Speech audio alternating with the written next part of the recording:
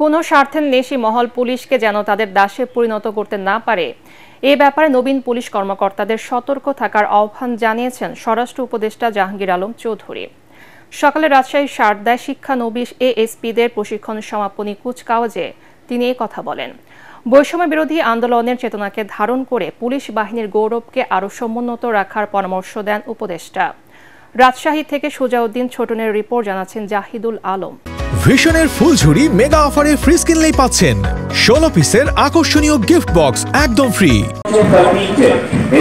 রাজশাহীর সারদায় শিক্ষানবিশ সহকারী পুলিশ সুপারদের প্রশিক্ষণ সমাপনী কুচকাওয়াজে অংশ নেন স্বরাষ্ট্র উপদেষ্টা অবসরপ্রাপ্ত লেফটেন্যান্ট জেনারেল জাহাঙ্গীর আলম চৌধুরী।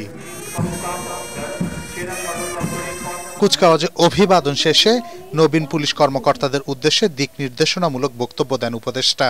বলেন, পেশাদারিত্ব, আন্তরিকতা, নিষ্ঠা ও দায়িত্বশীলতার সঙ্গে কর্তব্য পালন করতে হবে।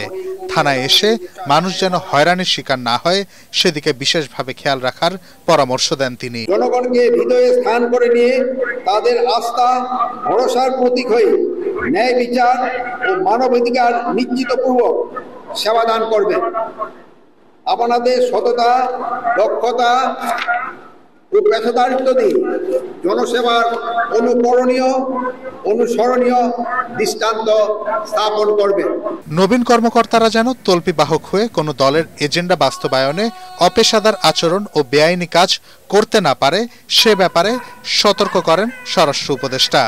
কোন কায়েমি স্বার্থ যেন আপনাকে তাদের দলদাসে রূপান্তরিত করতে না পারে সেই জন্য সর্বদা সতর্ক থাকবেন। দল, মত, ধর্ম, বর্ণ, লিঙ্গভেদ এদেশে সাধারণ মানুষকে ভিন্নভাবে না দেখে আইনের দৃষ্টিতে সকলকে সমান এই সত্যটি সর্বদা ধারণ করবেন, লালন করবেন এবং চর্চা করবেন। কুচকাওয়াজে বর্তমান ব্যাচের 57 জন এবং 38তম বিসিএস পুলিশের 3 জন শিক্ষানবিশ সহকারী পুলিশ সুপার অংশ নেন। Bureau report, ATN Bangla.